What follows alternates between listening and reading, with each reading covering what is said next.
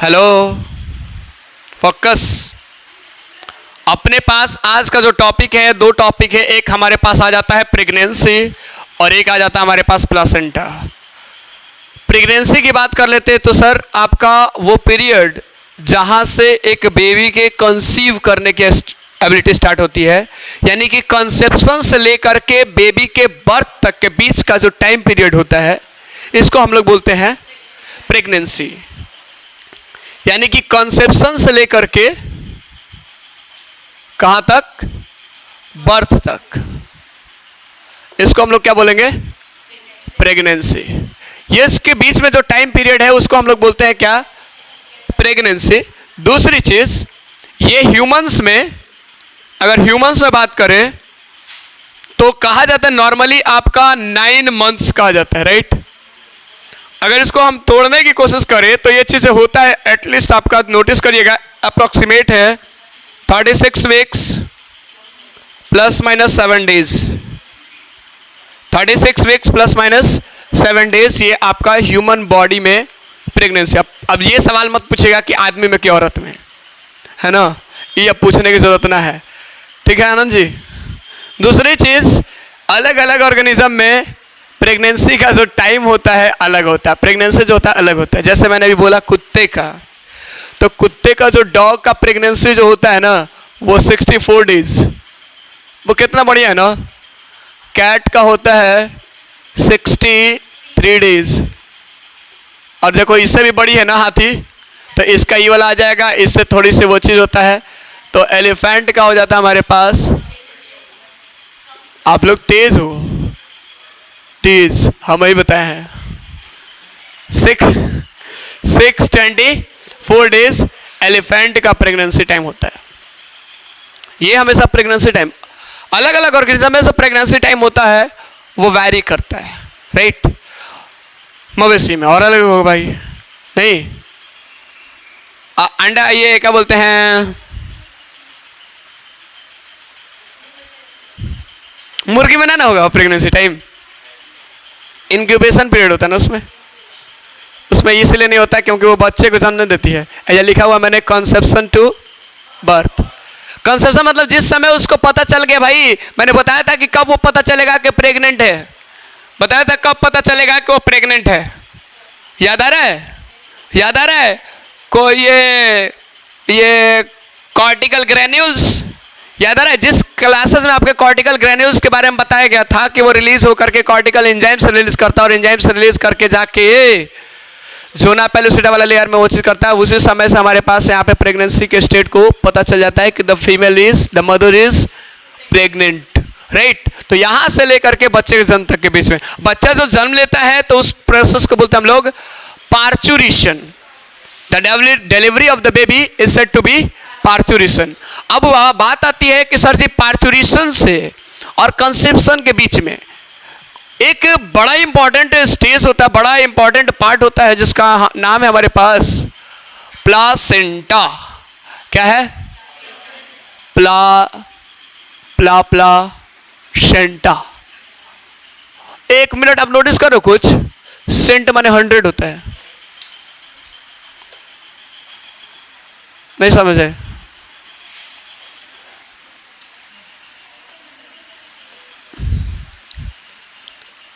यानी कहीं ऐसा ना होता है कि 100 दिन पे बच्चा का प्लेसेंटा का फॉर्मेशन होता है।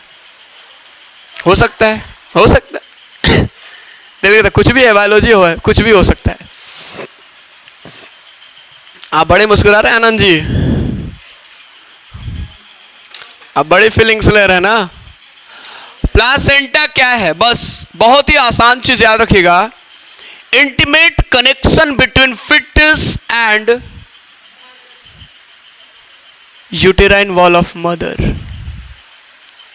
इंटीमेट का मतलब बहुत गहरा जो कनेक्शन होता है ना, यानी कि फिटस यूटेरस वाला पार्ट ये है, और इसमें हमने क्या किसको बोला?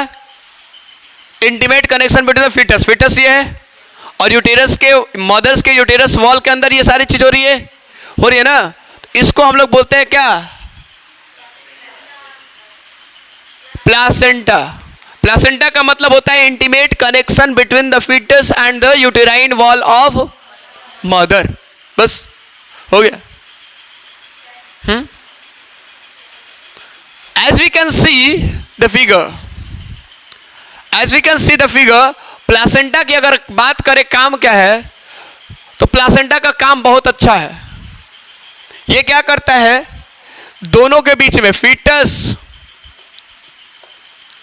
और यूटेराइन वॉल के बीच में कनेक्शन है, राइट। यूटेराइन वॉल के बीच में कनेक्शन है, तो क्या करेगा सर, यूटेराइन वॉल से न्यूट्रिशंस को लेके आएगा और फीटस को प्रोवाइड करेगा। यूटेराइन वॉल से ये न्यूट्रिशन लेके आएगा, और यूटेराइन वॉल किसका है, मदर का। यानी हमारा भी कुछ जन्म ऐसा ही हुआ होगा, डाउनलोड तो ना हुए। तो यहां से हमारे पास न्यूट्रिएंट्स लेके आता है, यहां पे ना सिर्फ न्यूट्रिएंट्स बल्कि ऑक्सीजन भी लेके आके देता है किसको, फिटस को, ताकि इसका वेल ग्रोथ हो सके। और यहां से जो आपका मेटाबॉलिक वेस्ट हुआ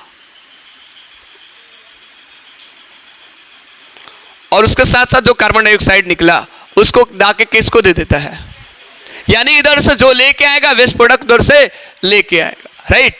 यानी कि रेस्पिरेशन में भी सबसे इंपॉर्टेंट रोल प्ले कर रहा है प्लासेंटा, यस। एक्सक्रीशन में भी इंपॉर्टेंट रोल कर रहा है प्लासेंटा, यस। और न्यूट्रिशन भी प्रोवाइड करने में एक इंपॉर्टेंट रोल प्ले कर रहा है प्लासेंटा, यस और नो। यानी कि अगर प्लासेंटा को हटा दिया तो बच्चे के बारे में हम अभी कल्पना जो कर रहे हैं कि लल्ला गोरा होगा या कारा होगा, लल्ला होगा या लाली होगी, ये सारी चीजें खत्म नहीं। यानी सबसे इंपॉर्टेंट चीज यहां पे क्या है, प्लासेंटा है। यानी कि placenta plays an important role during the pregnancy in providing nutrients to the fetus, and as we know fetus is what, fetus क्या है, यही है ना लल्ला, यही है ना fetus। एम्ब्रियो का एक ऐसा स्टेज जिसमें बेबी के बॉडी पार्ट्स आइडेंटिफाइड हो से उसको बोलते हैं fetus। तो fetus वो है जिसकी आप अभी कल्पना कर रहे हैं। जैसे पता चला मां प्रेग्नेंट है, घर में लहर दौड़ गई खुशी की, वो क्यों, इस fetus के आने की वो चीज हो गई कि लल्ला अब आएगा, फिर वही निरंकुश दुनिया को देखेगा। तो वो अगर ये चीजें खत्म हो गई तो पूरी तरह से खत्म, धरा के धरा रह गया, राइट। तो यानी हमारे पास इंपॉर्टेंट रोल प्ले कर रहा है प्लासेंटा। अब प्लासेंटा में आप नोटिस करिएगा कि इस प्लासेंटा में पार्ट में हमारे पास ये ऊपर वाला जो पार्ट है ना, आप देख रहे होंगे ये कोरियोन है, नोटिस कर रहे हैं चीजें। आप फिगर आउट देखिए, ये दिख रहा है, ये दिख रहा है, ये क्या हमारे पास कोरियोन है। और कोरियोन में हमारे पास कुछ Willey like finger like projections निकले हुए हैं, राइट। और फिंगर लाइक प्रोजेक्शंस को हम लोग क्या बोलते हैं, कोरियोनिक विल्ली। क्या बोलेंगे, कोरियोनिक विल्ली। मैं फिगर जो है पूरी तरह से डिस्क्राइब कर रहा हूं, ध्यान रखिएगा। ये हमारे पास कोरियोन है पूरी तरह से, याद नोटिस करिएगा। यहां पे मैंने नोटिस ये भी किया है, लेवल किया है यहाँ पे। ये चीज क्या हमारे पास कोरियोन, और कोरियोन के अपर वाले सरफेस पर अगर देखिएगा, हेलो, कोरियोन के अपर वाले सरफेस पर अगर देखिएगा तो हमारे पास कुछ फिंगर लाइक प्रोजेक्शंस है, और इस फिंगर लाइक प्रोजेक्शंस को हम लोग बोलते हैं क्या, कोरियोनिक विल्ली। और चूंकि ये प्लासेंटा का पार्ट है तो हम इस प्लासेंटा को कोरियोनिक प्लासेंटा का नाम दे सकते कि नहीं दे सकते, पक्का पक्का। चलिए, यानी कि प्लासेंटा का अब नाम क्या बढ़ गया, कोरियोनिक प्लासेंटा। और कोरियोनिक प्लासेंटा, ठीक है, इस कोरियोनिक प्लासेंटा में हमारे पास क्या है, chorionic villi, right, chorionic villi. और ये कोरियोनिक विली है कहां पे सर, कोरियोन के आउटर सरफेस पे, कोरियोन के आउटर सरफेस पे है ना, है कि नहीं है, आउटर सरफेस पे फिंगर लाइक प्रोजेक्शन है। ये क्या हमारे पास फिंगर लाइक प्रोजेक्शंस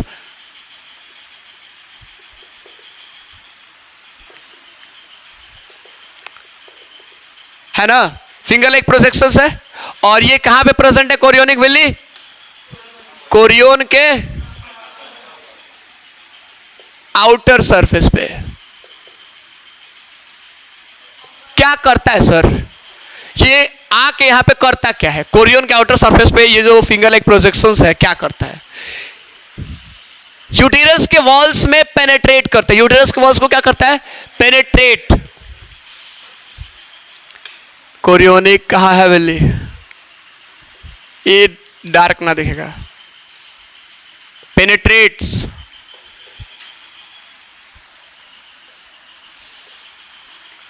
क्यों करेगा? पेनेट्रेट क्यों करेगा? क्यों पेनेट्रेट करेगा ना? पेनेट्रेट मतलब जानते हैं? घुसेगा अंदर। क्यों? न्यूट्रिशन लेना है ना, न्यूट्रिशमेंट लेना है ना, तो कैसे लेगा? कहां से लेगा? यूटेरस वॉल क्यों? यूटेरस के वॉल से। और यूटेरस के वॉल्स को ही मैंने यूटेराइन वॉल बोला नहीं। तो ये चीज क्या करेगा? पेनिट्रेट करके क्या करेगा? आपको वहां से न्यूट्रिशन लेगा और क्या चीज बनाएगा? ये ऑर्गन्स बनाएगा, और उस ऑर्गन्स का नाम है हमारे पास प्लेसेंटा। यानी कि हमारे प्लेसेंटा इज फॉर्म्ड बाई, याद करिए जब मैंने बताया था आपको कोरियन और एमनियन, मैंने बोला था यही है जो प्लेसेंटा को फॉर्म करने में मदद करेगा। राइट? बोला था नहीं बोला था? यही है जो प्लेसेंटा को फॉर्म करने में मदद करेगा। और ये कोरियोनिक विल्ली जो है फॉर्म करता है क्या? प्लेसेंटा। इसीलिए प्लेसेंटा का नाम क्या पड़ गया?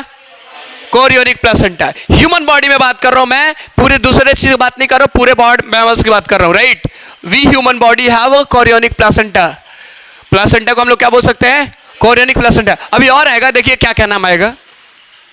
क्यों आया पता चल गया? यही प्लेसेंटा को फॉर्म किया। अब प्लेसेंटा क्या है? वो अकेले लेके जाएगा ना, वो अपने पास क्या ना, प्लेसेंटा सारे न्यूट्रिशन को ले रहा है। राइट? अब उसको लेके एक पाथवे जाएगा, एक रास्ता लेके जाएगा, वो उसको हम लोग बोलते हैं अम्बिलिकल कॉर्ड। क्या बोलेंगे? Umbilical cord. आप नोटिस कर रही है पूरा? तो यहां से भोजन है लेके आएगा कोई और, अम्बिलिकल कॉर्ड। और वो डायरेक्ट कनेक्टेड होता है किसके? 3 इडियट देखा ना आपने? 3 इडियट में जो बच्चा का नाभि से काटता है वो अम्बिलिकल कॉर्ड था। वो क्या था? अम्बिलिकल कॉर्ड था। राइट? वो चीज हमारे पास होता है, यानी कि न्यूट्रिशन हमारे पास प्लेसेंटा से कैरी करके कौन लेके आ रहा है? Umbilical cord. It means that chorionic villi है जो प्लेसेंटा को फॉर्म कर रहा है। कंफर्म? कोई दिक्कत नहीं है यहां तक? किसी को कंफ्यूजन है? अब जरा देखिए, यानी हमारे पास इस प्लेसेंटा में 2 पार्ट बने, 2 पार्ट बने। इसमें हमारे पास 2 पार्ट बने। पहला ये वाला पार्ट, ये पूरा का पूरा अंदर वाला, और एक ये वाला पार्ट। राइट? एक हमारे पास कोरियन वाला पार्ट है और दूसरा मैटरनल यूटेराइन। यूटेरस ना हो, पक्का 2 पार्ट बना। एक हमारे पास ये वाला है ना, कोरियन वाला पार्ट हुआ, और एक हमारे पास ये वाला पार्ट हुआ। क्या है हमारे पास? यूटेरस का बेटी है ये, तो यूटेराइन बोल सकते, यूटेरस बोल सकते हो। ये खाली जगह इसीलिए बोला, यानी कि मां का जो गर्भ है वो वाला पार्ट, और एक हमारे पास कोरियन वाला पार्ट। 2 बना, प्लेसेंटा में 2 पार्ट हुआ, पक्का ना? अब जरा देखिए, इसको आप देख रहे ना? ये वही है ना? यही वही है ना जहां पे फर्टिलाइजेशन होता है? पक्का ना? सर जी ये जो आपका कोरियोनिक विल्ली है, कोरियोनिक प्लेसेंटा इतना ज़्यादा इसमें ब्लड वेसल्स बहुत ज़्यादा होते हैं। यहाँ पे जो है ब्लड वेसल्स बहुत ज़्यादा, इतना ज़्यादा लथपथ रहता है खून से, इतना ब्लड से इतना लथपथ रहता है कि आप नोटिस करिएगा जब बच्चा जन्म लेता है ना तो पूरी तरह से ब्लीडिंग, उसमें ब्लड पूरा भरा रहता है। ऐसा लगता है बच्चा नहा रहा है पूरी तरह से ब्लड में। यहाँ पे वो चीज़ें होती है। क्यों रहता है भाई? क्योंकि भोजन में क्या, भोजन उसमें टांग के लेके थोड़े आएगा, वो तो ब्लड के थ्रू ही रहेगा ना। ब्लड में ही हमारे पास डाइजेस्टेड फूड होता है ना, ब्लड में ही डाइजेस्टेड फूड आपका क्या बोलते हैं, इमर्ज रहता है और उसी चीज़ को लेके जाता है। तो न्यूट्रिशन निकालने के क्रम में यहाँ पे पूरी तरह से भरा रहता है, और ये चीज़ क्या करता है, कैरी करता है, और इस हमारे पास इसके थ्रू क्या बोलते हैं, अम्बिलिकल कॉर्ड के थ्रू लेके आता है। राइट?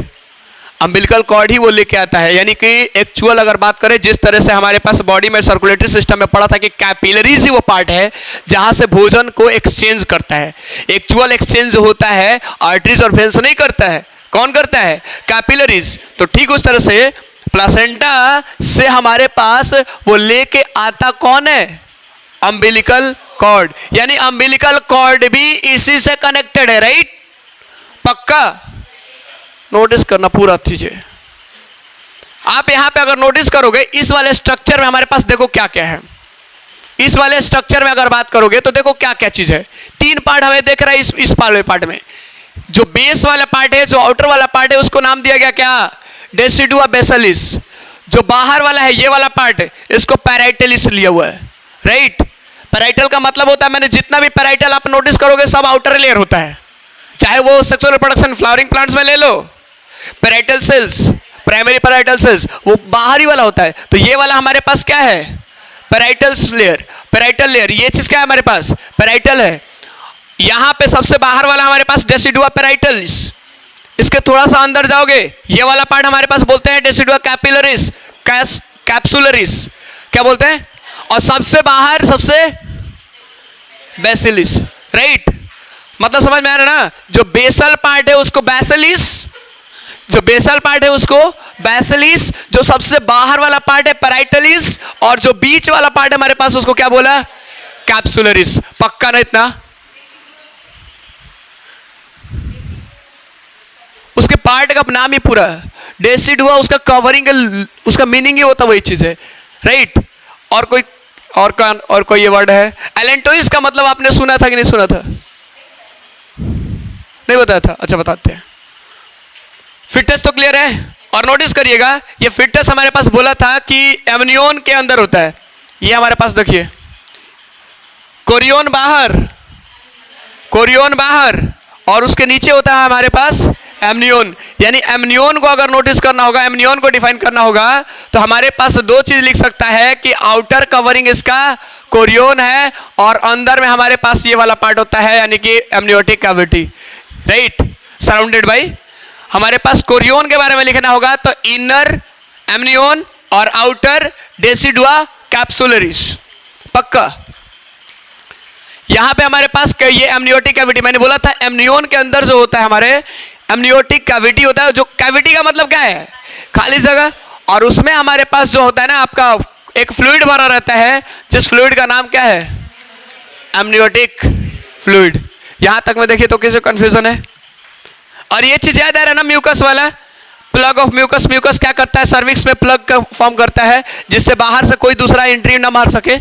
याद आ रहा है? प्रेगनेंसी के टाइम पे मैंने बोला था कि यहां से हमारे पास म्यूकस का एक प्लग लग जाता है सर्विक्स के इंटरवल पे, और जिसकी वजह से इधर से कोई भी दूसरा स्पर्म एंट्री नहीं मार सकता है। कोई देखिए जरा,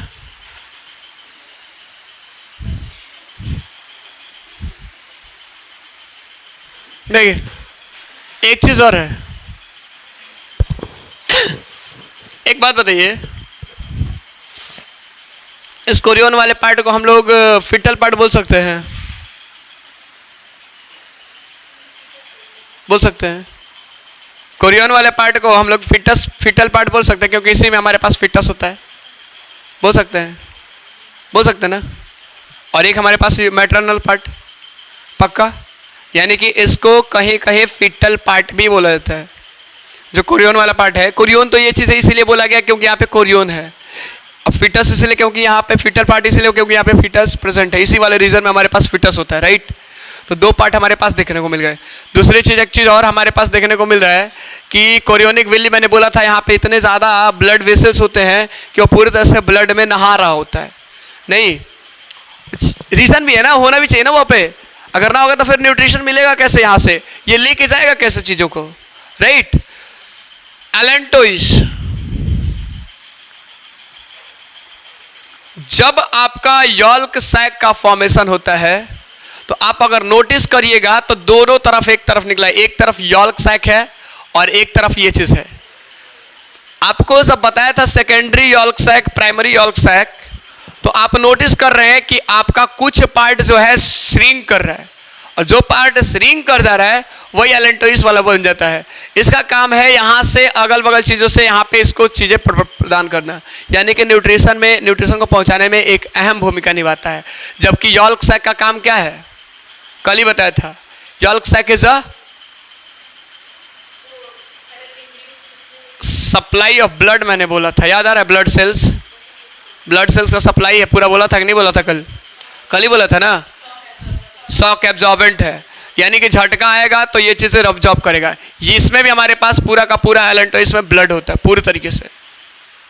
और कोई सवाल है इसमें से? इसका काम हमारे पास प्लासेंटा का काम नहीं लिखने को हो तो लिखा जाएगा। न्यूट्रिशन प्रोवाइड करता है। दूसरी चीज हमारे पास क्या करता है? एक्सक्रीशन में मदद करता है, रेस्पिरेशन में मदद करता है। नहीं, शॉक एब्जॉर्प्शन तो बिल्कुल है, क्योंकि इसमें हमारे पास यॉल्क सैक भी प्रेजेंट होता है। पक्का? और चीज क्या लिखा जा सकता है? आप क्या लिखेंगे? हो गया? हो गया? बंद करें? हाँ, हाई बोला, हाई बोला।